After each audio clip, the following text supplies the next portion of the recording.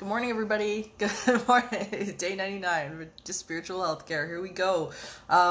It's good to see everyone, and welcome, welcome, welcome. We've got an awesome question today that I'm really excited to talk about because I have so much to say on this subject, which is the idea between whether age and the age of an investigator or whatnot, or the age of an employee or whatever that is, affects as you're going along and hiring and bringing people onto your team and things like that. Do they get taken more seriously? Do older people get taken more seriously in paranormal research? I have so much to say about this subject today. I'm really excited about it. So welcome, everybody.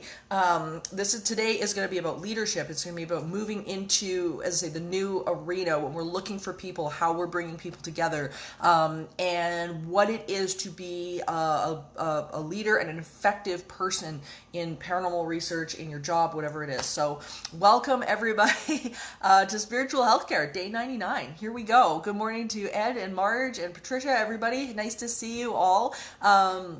It's always good to see everybody in the morning. As I say, I've got so much to say on today's topic. This is day 99. We are one day away from the big 100, which is crazy.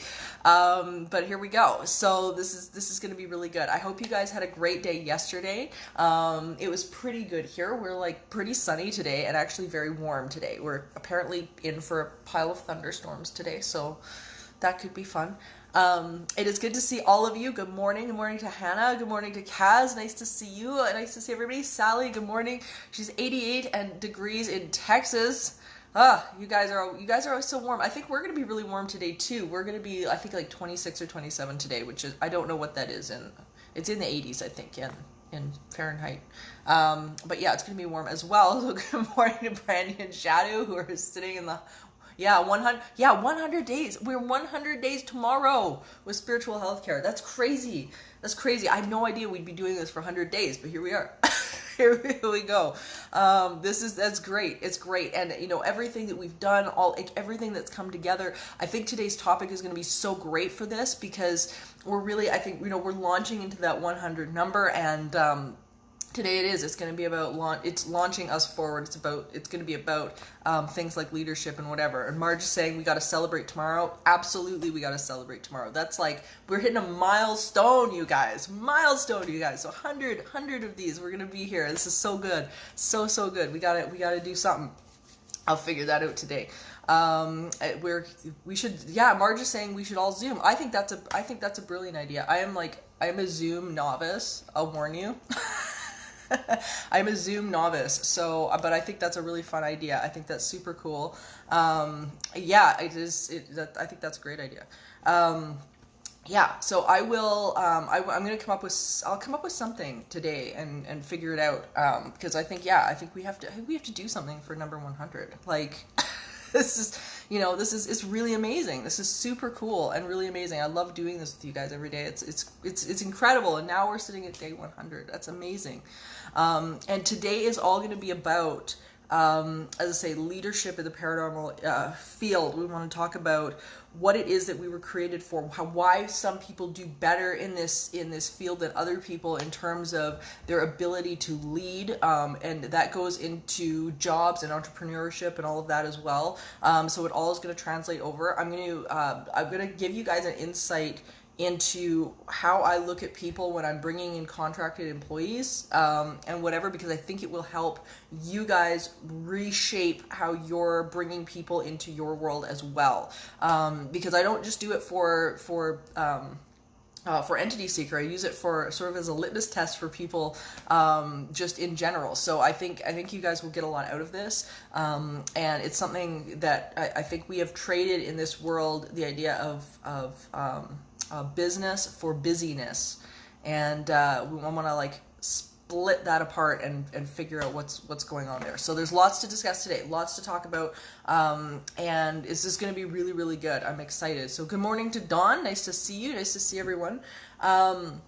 This was the great question that came into the other day, and I thought this was so good and something that we can really grab onto, which is, do you think that age plays a factor as an investigator? Do you think that people for example, younger people, or people that are just coming in, are taken less seriously, and older people get more respect in terms of their age when they're dealing with clients and things like that. And I think this is such a great question, because I think this is a question a lot of people struggle with in terms of work as well. They think to themselves, I'm going to hit a certain age and then there's no more jobs available. People are looking for younger people, for certain fields and certain industries and things like that, and we tend to kind of write people off. And we do this in relationships as well, right? We do this in relationships. This person has to be a certain age, or this person has to be this or that or the other thing, and we write this stuff off. But I want to give you guys a new template to start pulling from, so that you can sort of unbias yourself a little bit, because I know so many people that have it, and I mean we're all guilty of that on some level. So I want to talk about that a little bit. And I think one of the things is that, the one thing that experience and things like that gives us, is wisdom, right? We can, if we're looking at people who, have been down the road a little bit further, you hope that person is going to have a little bit more wisdom and have taken in experiences and things like that and utilize them to their benefit. But here's the thing. Here's the problem with this. And we see this with investigations and things like that as well. That's just simply not always the case. It just isn't. There are people who are, 50, 60, 70, 80 years old who are way back and have the experience level or the experience quotient of somebody who's in their 20s and 30s, if they've been through all of these different things and have not learned to internalize or apply anything that they've learned. You can have multitudes of experiences and have absolutely no wisdom. So I think that's one of the things that we have to pay attention to, especially when it comes to the paranormal field, because we tend to think, oh, this person's been doing this for, 30, 40, 50 years. They must know. But if they're still hanging on to beliefs that they learned in their 20s, and it's 40 years down the road, you've got a really big problem, right? Because now all of a sudden you've got somebody who has not educated themselves, they have not internalized their experiences, they're basing things on information that is dated, and they're bringing things to the table that just might not be right or might not be true. So we have to really pay attention to this, because at the end of the day, it doesn't really matter the experiences that the person has had. It's what they have drawn from those experiences.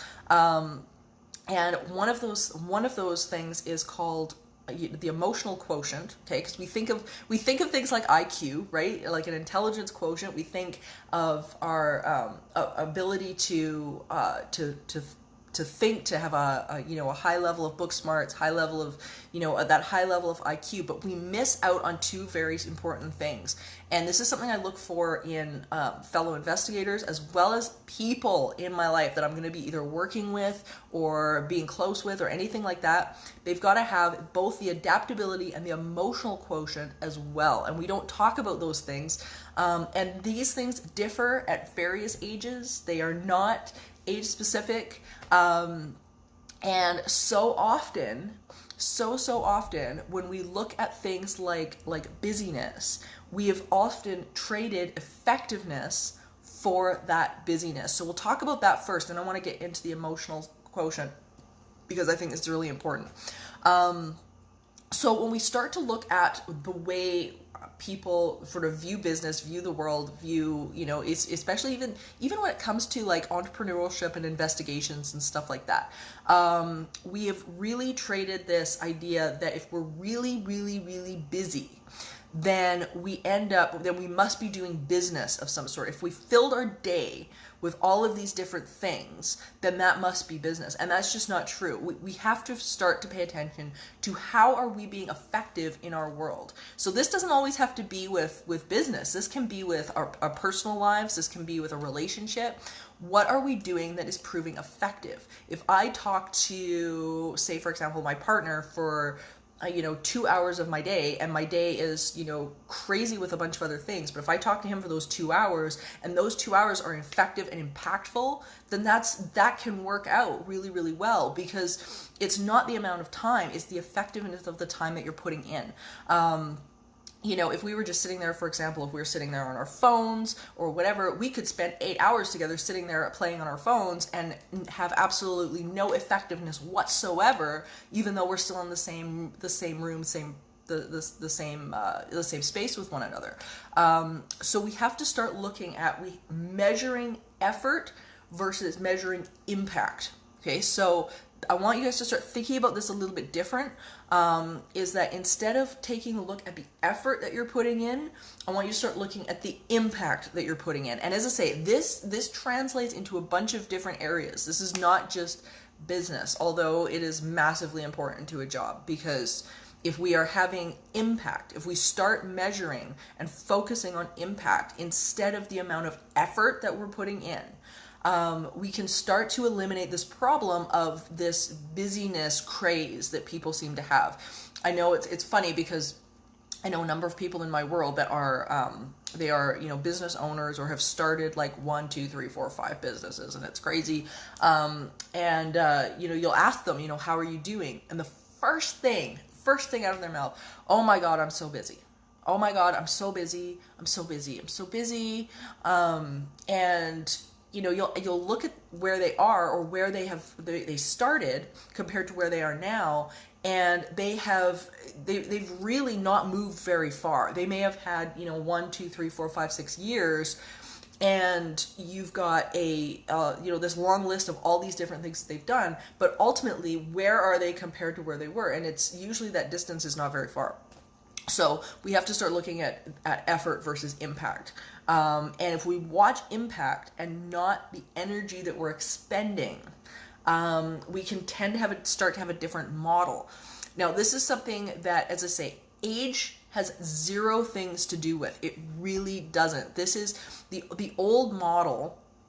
For example, the old model, it was very much, you have to get up, you have to have a 9-to-5 job where you leave your house, you go into the building, you leave your house, you go into your office, and that means that you are busy. Well, you can spend 10 hours in an office and do absolutely nothing, really. You can do nothing. The location has nothing to do with it. It really is a matter of measuring your effort, measuring impact, instead of looking at all of the energy that you're expending to do it. So that's really, really what it is. At the end of the day, can you look back and say, I have made progress in like putting out a product? Have I made progress in contacting clients? Have I made progress in what can I say that I have done that has been effective? If I spend an hour on the phone with a client and my client is now feeling better and has a better control over the paranormal experience that they're having, that hour was effective for me. If I had spent that hour just, you know, wandering around just thinking about doing that, that's not effective. So it's one of those things where we have to start measuring, as I say, the focus on impact rather than measuring it via effort. Brandy says, can you please talk to my manager? Yeah, it's so true though. It's so true. And this is, I'm telling you, it's so widespread. Kaz is saying as well, it's the sum of our experiences. Oh, it jumped up. Or some of our experiences that make us who we are and what impact that we can make. Yeah, exactly. And it is what we take from those experiences, you know. It is one of those things where what are they taking from it? Because let me tell you, it's so interesting.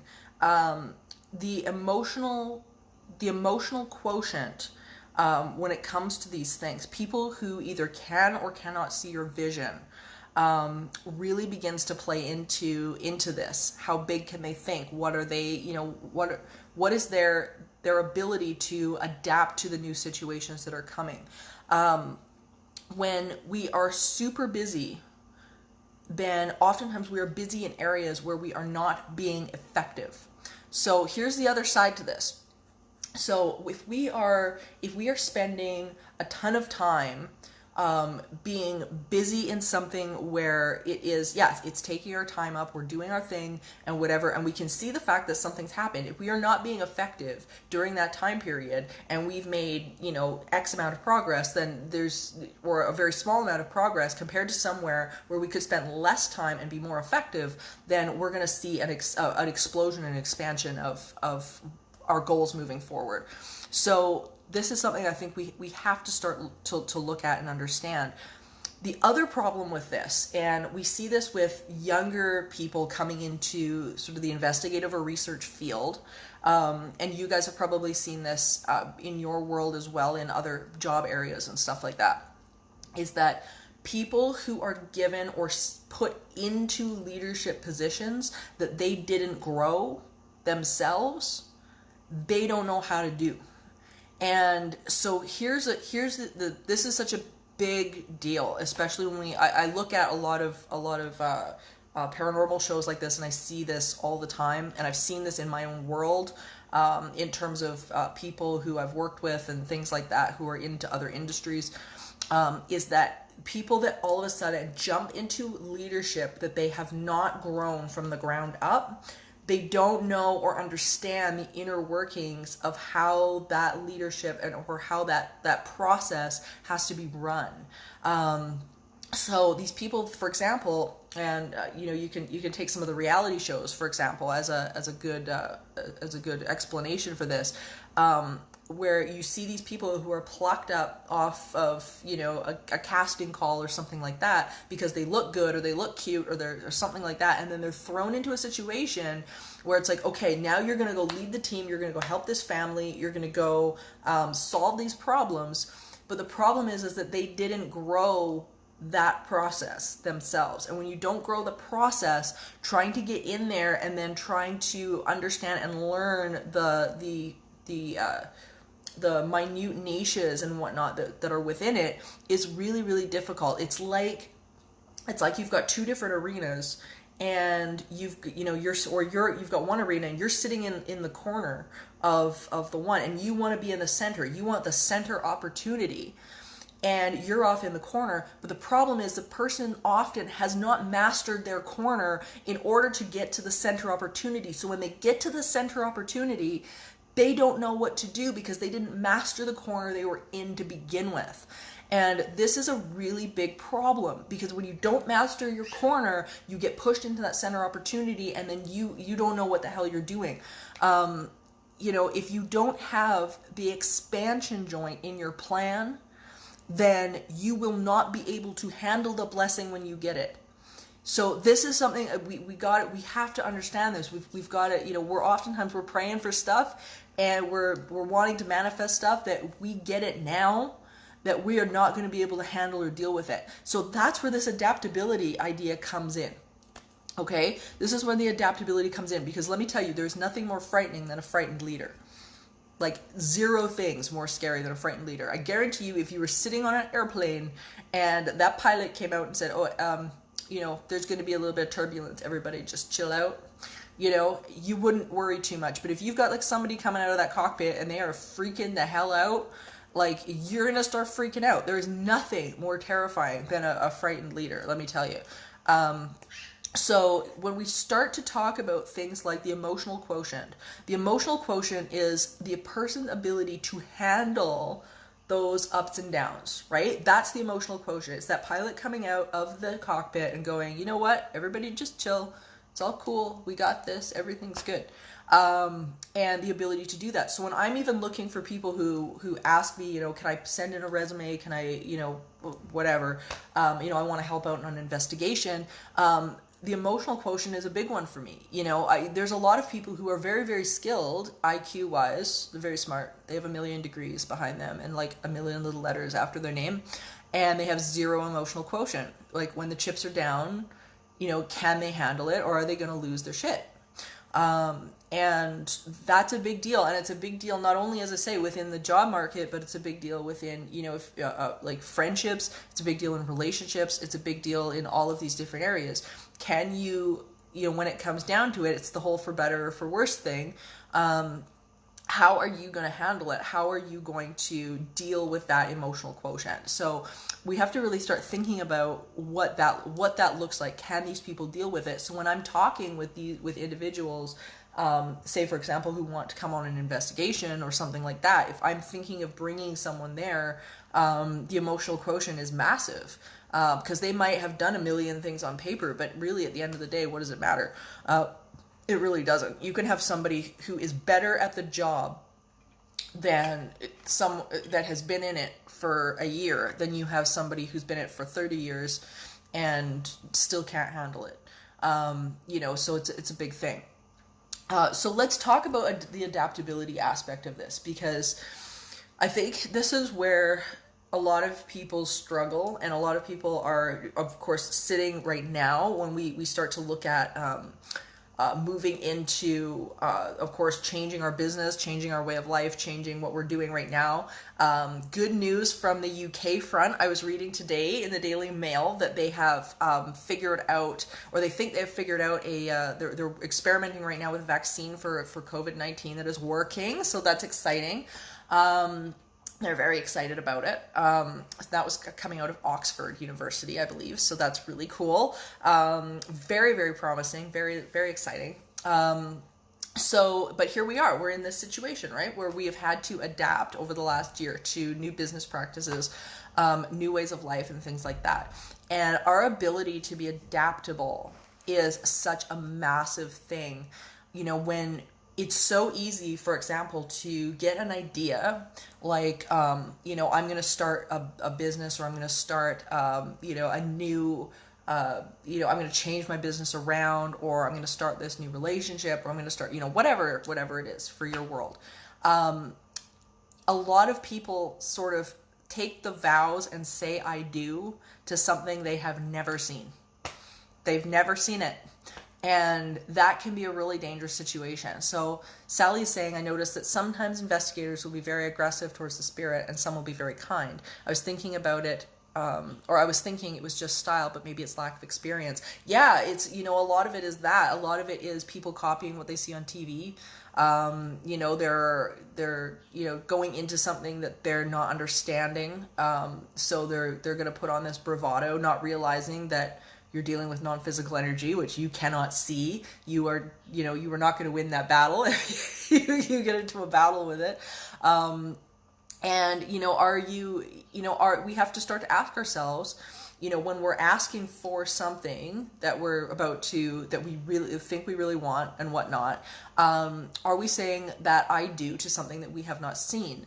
And I think this is so key for especially investigators or people who are thinking about starting a business or anything like that. And why it is so important, and this is where experience really comes in, to be able to have a mentor or shadow people who have done or are doing that specific thing that you want to be doing. So the mentorship with paranormal research and basically anything else you want to do. If you are thinking of setting up your own business, if you're thinking of, whatever it is in your world, is to find the people and surround yourself with the people that are doing it. Because let me tell you, the only thing that will really truly motivate you is to have the people around you that are actually doing the thing, because they are going to hold you accountable to the next step. So it is really, the doing is really the only way that you're going to get to it, because if you have not seen it, you won't be able to imagine it in the way that you need to imagine it.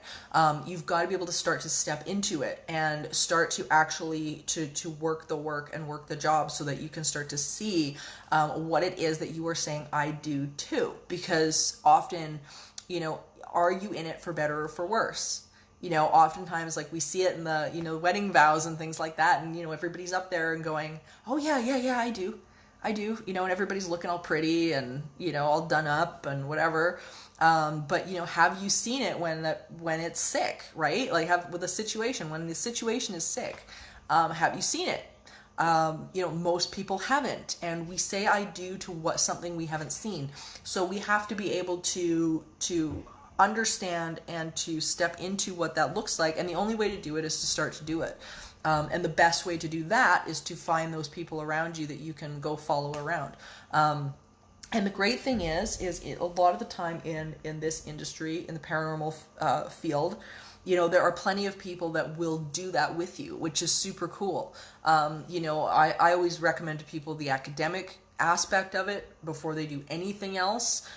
because there's so much bad information out there in terms of like it's sort of amateur groups and things like that. I always recommend, doing some of the online courses through the Rhine Research Center, or start to connect with people through places like that, or other locations that are offering like actual accredited programs, not just crazy internet stuff. And to be able to go, visit a parapsychology lab if you can, do the classes, do the, step into it, and see what you're going to get into, and then if that thing is, and that's for you, then you turn around and you move into other areas and figure out your field of research and things like that. But you can apply the same concept, as I say, to if you want to start your own business or something like that, where, you go in, you start to look around, you start to engage the people that are doing the thing, and then you move forward from there, and actually start to shape your life around it.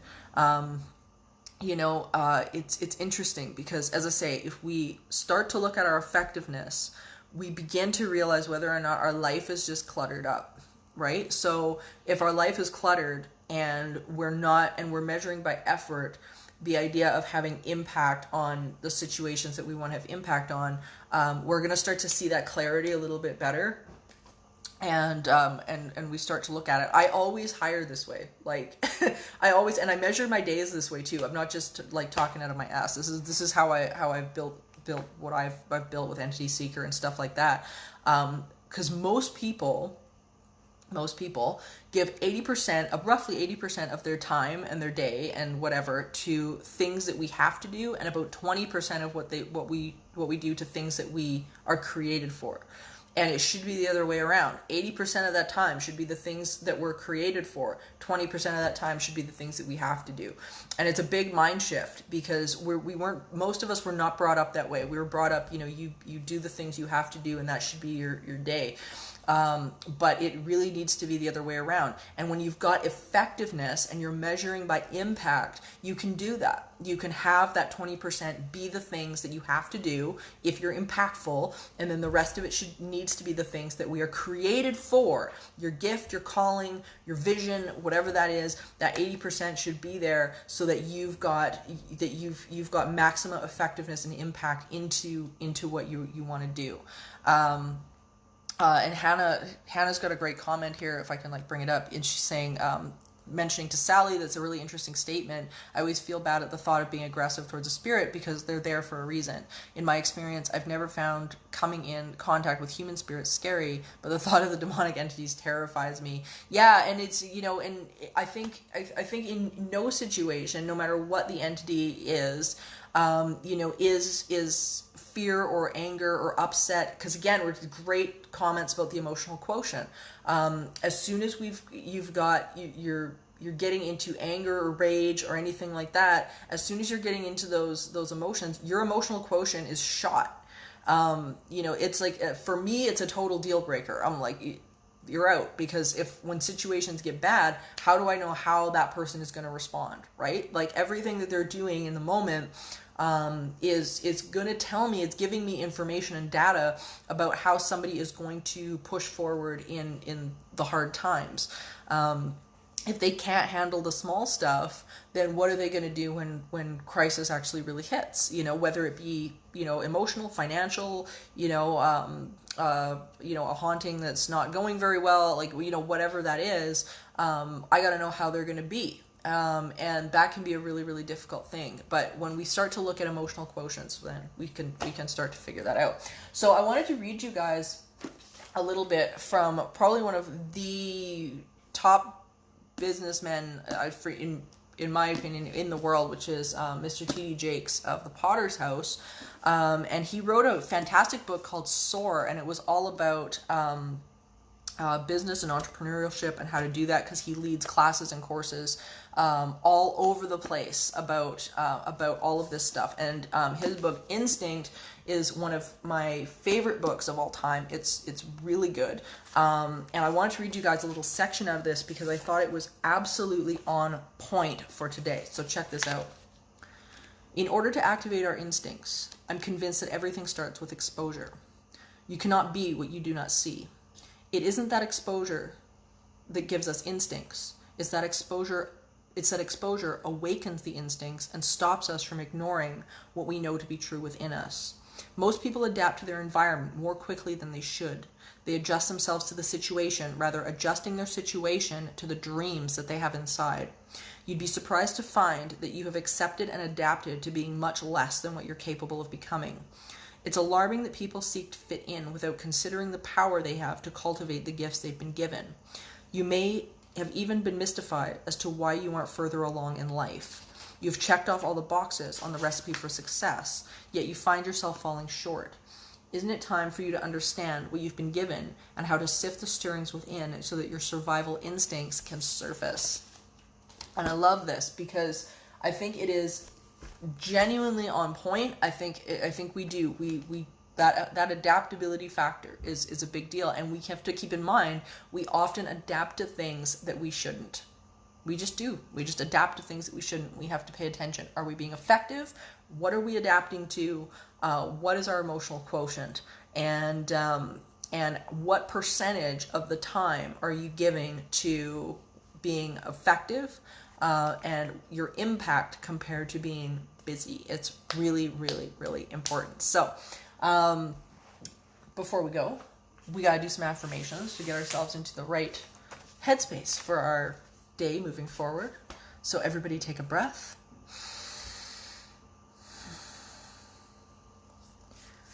I am a channel of peace and well-being, and my need for peace is abundantly met. I unconditionally accept, love, and appreciate myself and who I am. I recognize and am grateful for the abundance that is constantly flowing into my life, which I can choose to allow or not. I feel with every breath a sense of peace and love. I help others by maintaining and tending to my connection with Source as much as possible. This well-being is accessible to me, even in a sea of uncertainty. And at this moment, all is well. I'm able to liberate myself from my past and live with peace and serenity. I can see and appreciate all the beauty and abundance of the life around me. I'm able to embrace love while letting go of fear. And I find peace with the soothing silence of my inner being. And everybody take a breath.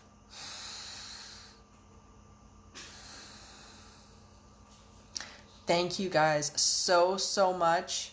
Dawn is saying, thank you for a really great show. Thank you so much, Dawn. He says, I could listen to you all day. Have a wonderful day. I hope you can do a show on skinwalkers. We actually did. We actually did a show on skinwalkers. I can't remember which day it was. But we did do a show on skinwalkers. It was further back. I'll see if I can find it. It's on the spirituality. It's on one of the lists of either on youtube.com/entityseeker or entityseeker.ca. It's in there somewhere. So thank you guys so much. Have an amazing day. Tomorrow is day 100. Day 100, and I will see you guys then. So have a great day, everybody, and stay safe and stay peaceful. Bye.